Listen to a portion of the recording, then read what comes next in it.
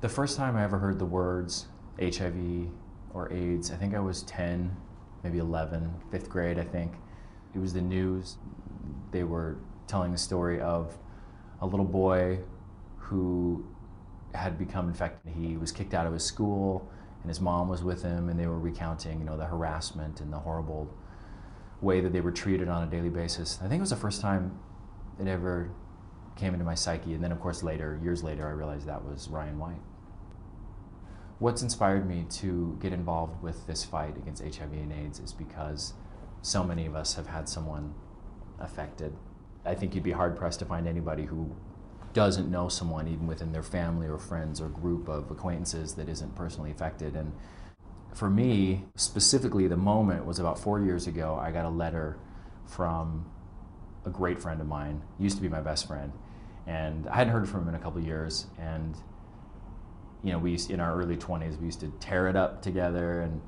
And in this letter, he started recounting what he'd gone through in the last few years. I was interested to see what he had to say. He said he'd gotten involved in crystal meth and partying in the drug scene and subsequently having unsafe sex and became infected. And I was heartbroken and pissed because it was 2006 and he's a smart guy and he knows the deal and we all know the facts. And the fact of the matter is that this could happen to somebody who knows what's going on was so upsetting. It hit closer to home than ever before, and that is what inspired me to want to actively do something as opposed to, oh yeah, I want to do something.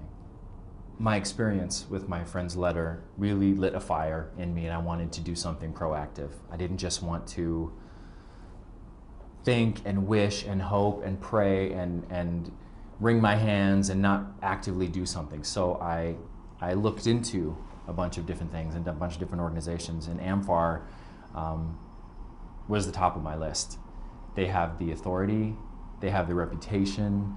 I also wanted to work for someone who truly believes that in our lifetime we're going to find a cure for this. And I believe that. I believe that as sure as I'm sitting here, I believe that we're going to find a vaccine. And amfAR does too.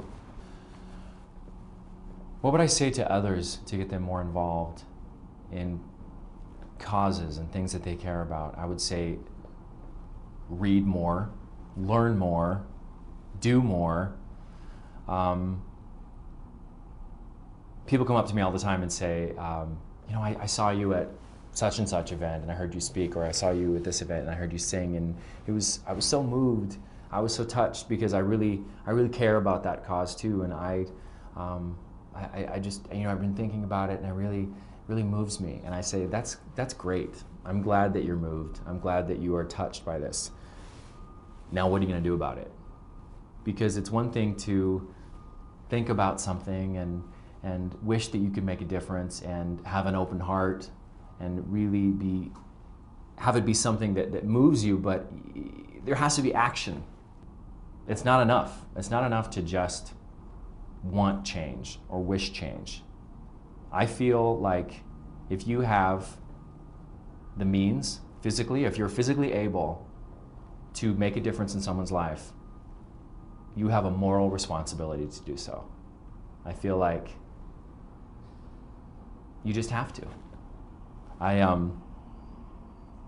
heard Bob Geldof speak recently, and he said something along the lines of, if we don't help those that are less fortunate than us, it is not only intellectually absurd, but it's morally repulsive.